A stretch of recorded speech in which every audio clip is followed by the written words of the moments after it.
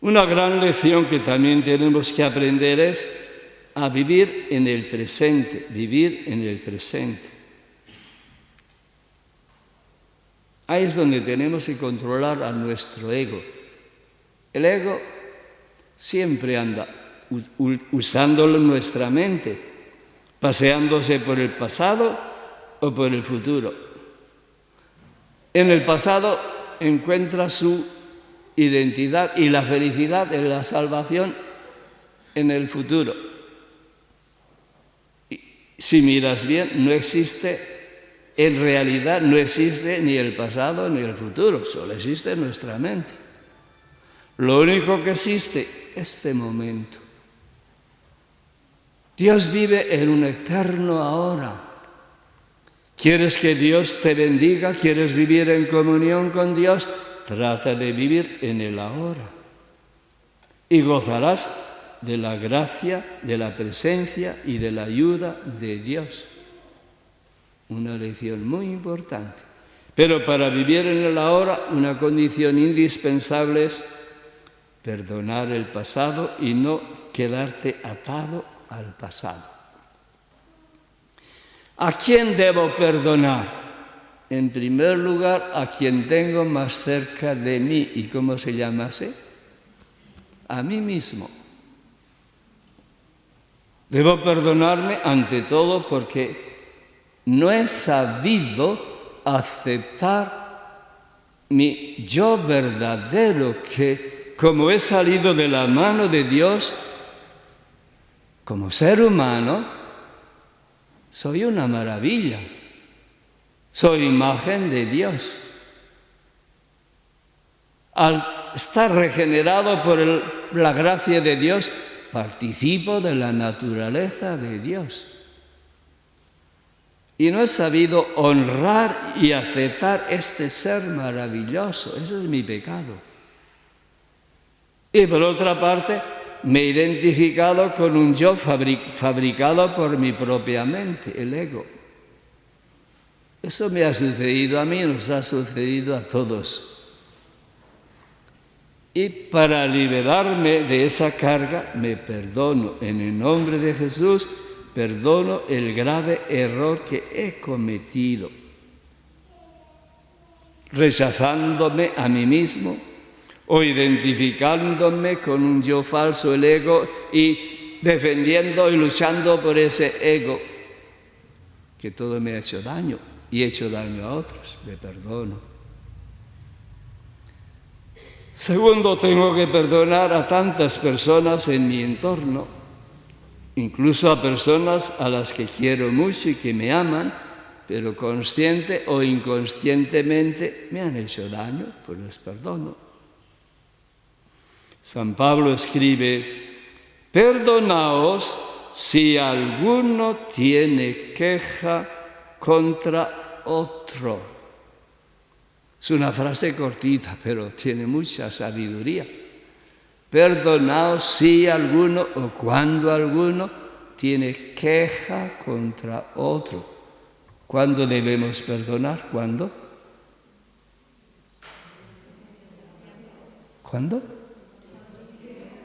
¿Cuándo? Cuando digo siempre, perdono siempre, excepto en este caso.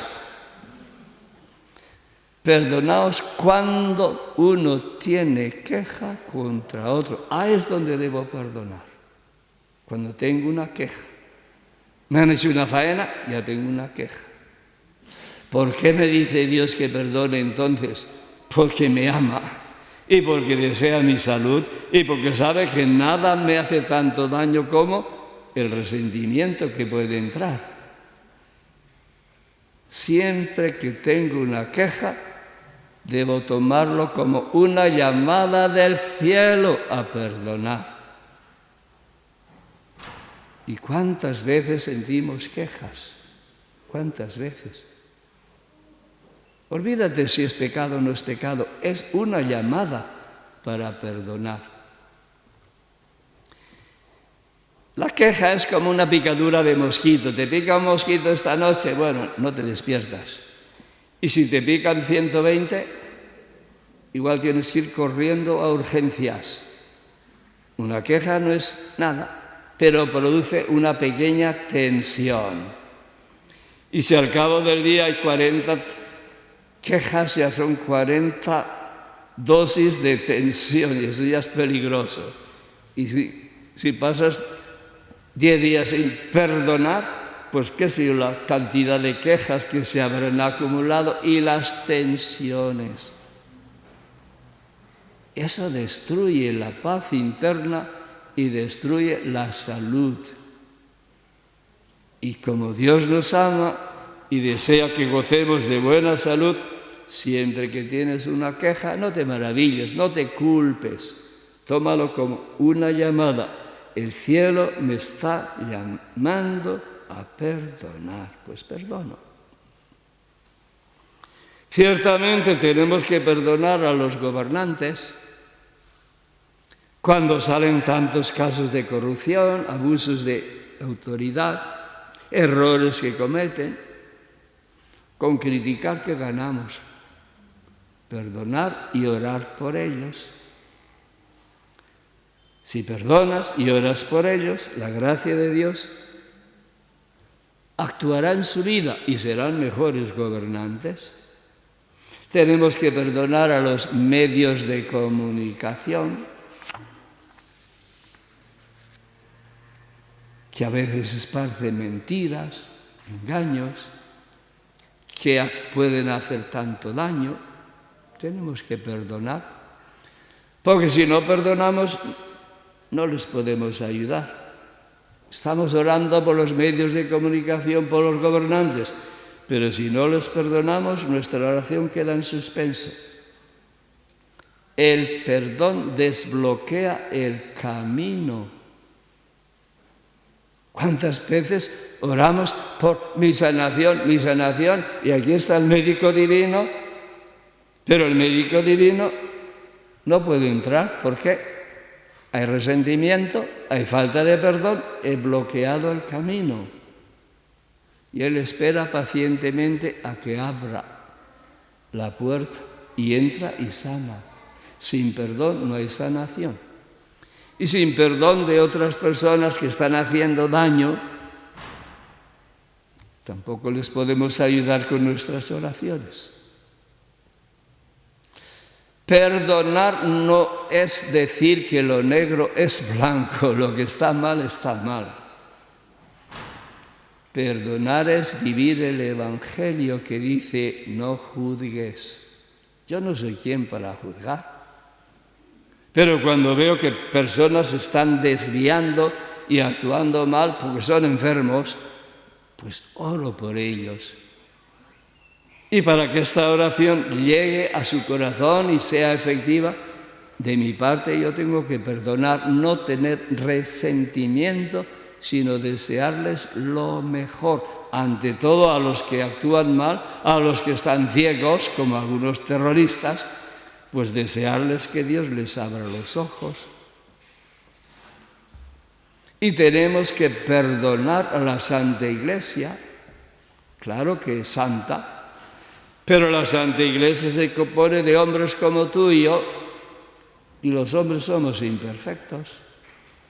Y la Santa Iglesia puede cometer errores, no hace falta que digamos puede, los comete. Ahora se pide perdón porque la Iglesia condenó, ¿cómo se llama?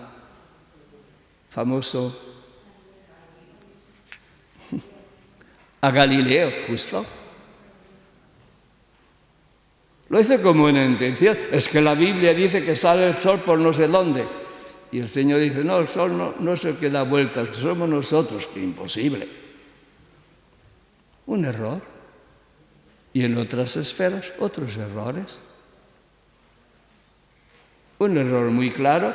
Jesús vino a liberar a los que estaban bajo la ley, para hacernos hijos de Dios movidos por el Espíritu y para que aprendamos a dejarnos guiar por el Espíritu. Pasan siglos y comienzan a multiplicarse leyes y leyes y otra vez caemos en el legalismo. Si el Hijo de Dios vino a liberarnos de esa carga y otra vez nos echan la carga, con buena intención, sí, de eso no se duda, pero son errores. Y si queremos que la Iglesia los vea y los remedie, es necesario que le perdonemos. Por siglos o 2 milenios la Iglesia ha arrinconado prácticamente a las mujeres. Pues es otro error. Y queremos que se remedie. Lo primero es perdonar el error, para que la luz entre y vaya remediando este error. Qué importante es orar por la Iglesia de Dios, para que se deje guiar y conducir por el Espíritu de Dios, pero al orar, o antes de orar, perdonemos, perdonemos, perdonemos.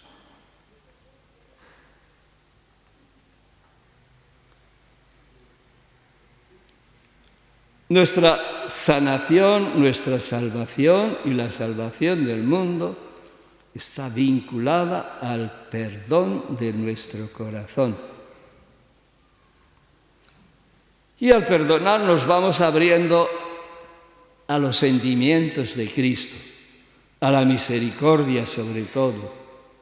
San Pedro exhorta a los cristianos: revestíos todos de humildad, porque Dios resiste a los soberbios y da su gracia a los humildes. La humildad es fortaleza. Una cosa que me impresionó no hace muchos años, vino un señor, yo estaba en el desierto entonces, a orar por él. Vino con su hermano sacerdote lo trajo. Y esta es la historia de ese señor. Trabajaba en una oficina y tenían un jefe muy desagradable, y varios empleados se conjuraron a hacer no sé qué magia negra no era una jefa, para deshacerse de la jefa. Y lo hicieron y dio efecto. A la jefa la despidieron, pero a estos señores también. Y este señor se encontró en la calle, casado con familia, y estaba totalmente amargado. Era de una familia muy católica, pero prácticamente renegó de Dios y de la fe. Y un día fue a la tumba de su padre en el norte, que había sido asesinado por la ETA. Estaba llorando sobre la tumba de su padre y oyó que el padre le decía muy claro: sé fuerte y humilde. Asustado fue corriendo a casa y se lo dijo a la mamá. Su mamá me conocía a mí, ha venido a varios retiros, y le dijo: vete a ver al padre Marcelino. Y vino con su hermano. Y estaba desorientado. ¿Qué significa? Sé humilde y fuerte. Parece que no se combinan. Cierto que sí. En el mundo de Dios, la fuerza está en la humildad. Santa Teresa dirá: humildad es andar en verdad. Y la gran verdad es que de nuestra propia cosecha somos nada, pura fragilidad. Pero Dios nos ama tanto y por la fe estamos agarrados a Dios. Hay 2 modos de ver la fe o cualquier virtud si quieres: desde nuestra orilla o desde la orilla de Dios. ¿Qué significa la fe desde nuestra orilla? Pues que yo me agarro a Dios, me siento muy fuerte, pero si viene una ola muy fuerte o un huracán, a lo mejor me desprendo y me hundo. ¿Qué significa tener fe desde la orilla de Dios? Que yo sé que Dios me tiene agarrado, que Él me está agarrando. Ya puede venir el huracán o todo el infierno, pero Dios no me va a soltar. Eso es la fe y todas las virtudes teologales, que nos sentimos agarrados por Dios. Y cuando tienes esta fe, eres fuerte. ¿Quién nos separará del amor de Dios? ninguna cosa, ni en este mundo ni en el otro. Pues eso es la humildad, andar en verdad, reconocer que desde mí soy fragilidad pura, pero que no estoy solo, que estoy en manos de Dios y Dios nunca me va a soltar. Sé humilde y fuerte. Bien, ese señor se había arrepentido ya antes de todo su desvarío o de todas sus quejas y todo la amargura que le había inundado, y oramos por él. Y más tarde me dijo un tío suyo que había recobrado o había encontrado trabajo, bendito sea Dios, y sigue para adelante. El perdón abre el camino a las cosas más bellas del mundo de Dios. Por eso al perdonar salimos ganando. Entra en nuestra vida el amor de Dios, la felicidad de Dios, la alegría de Dios, la belleza de Dios. Todo eso va creciendo. El no perdón bloquea la acción de Dios y nos vamos muriendo. Y demos gracias a Dios que en todo momento nuestro hermano mayor Jesús, nuestro Salvador, está ante el Padre intercediendo por nosotros. Tenemos ante el Padre un defensor, Jesús el justo. Él se ofrece en expiación por nuestros pecados, y no solo por los nuestros, sino por los de todo el mundo. Aquí está nuestra esperanza, la salvación nuestra y la del mundo entero. Jesús está intercediendo por la salvación del mundo entero. Jesús está ofreciendo constantemente y de modo visible en la Eucaristía. Está ofreciendo su sangre, su vida, por nuestra salvación, por la salvación del mundo entero. Hoy, día del Corpus, debemos agradecer de modo muy especial esta ofrenda que Jesús hace de sí mismo al Padre. Y cuando Jesús se ofrece al Padre, Jesús se ofrece con todo lo que es. ¿Y qué es Jesús? Todos los redimidos por Él. Yo soy la vid, vosotros sois sarmientos, la vid con los sarmientos. Jesús, la cabeza del cuerpo, con todos los miembros del cuerpo que somos nosotros. Cada vez que Jesús se ofrece al Padre, y lo está haciendo constantemente, nos está presentando a nosotros al Padre. Y por eso el Padre nos mira con amor infinito, nos mima y nunca jamás nos dejará de su mano.